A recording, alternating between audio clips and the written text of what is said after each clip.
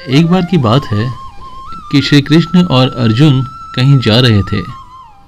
रास्ते में अर्जुन ने श्री कृष्ण से पूछा कि प्रभु, एक जिज्ञासा है मेरे मन में, अगर आज्ञा हो तो पूछूं? श्री कृष्ण ने कहा, अर्जुन, तुम मुझसे बिना हिचक के कुछ भी पूछ सकते हो।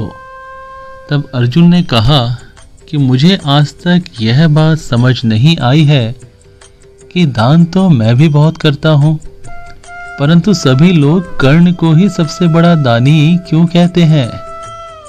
यह प्रश्न सुन श्री कृष्ण मुस्कुराए और बोले कि आज मैं तुम्हारी यह जिज्ञासा अवश्य शांत करूंगा।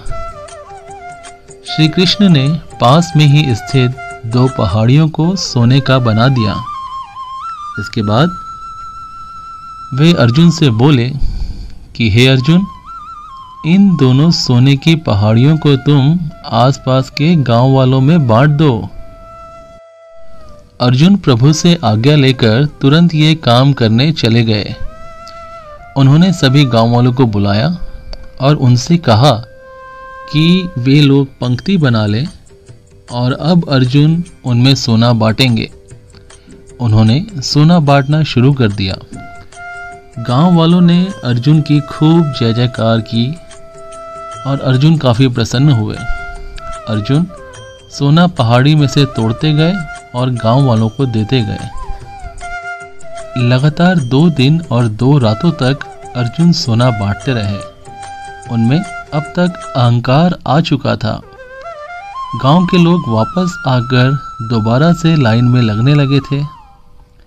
इतने समय पश्चात अर्जुन काफी थक चुके थे। जिन सोने की पहाड़ियों से अर्जुन सोना तोड़ रहे थे, उन दोनों पहाड़ियों के आकार में जरा भी कमी नहीं आई थी।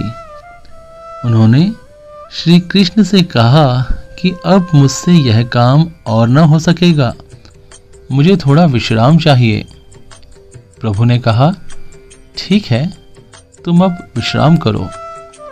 और उन्होंने कर्ण को बुला लिया।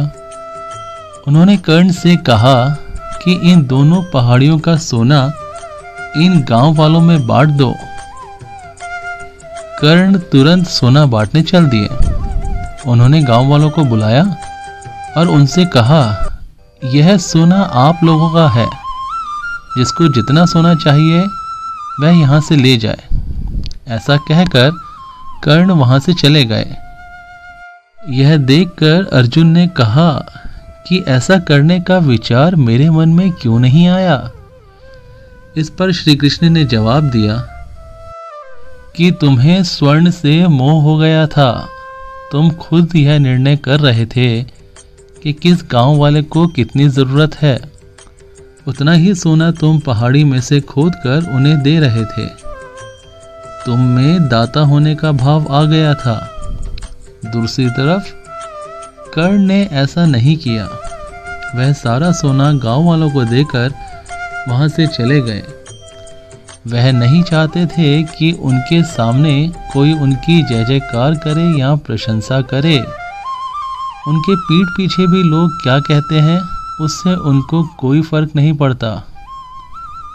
यह उस आदमी की निशानी है जिसे आत्मज्ञान मिल चुका हो। इस तरह श्री कृष्ण ने खूबसूरत तरीके से अर्जुन के प्रश्न का उत्तर दिया। अर्जुन को भी अब अपने प्रश्न का उत्तर मिल चुका था। दोस्तों, दान देने के बदले में धन्यवाद या बधाई की उम्मीद करना भी उपहार नहीं, सौदा कहलाता है।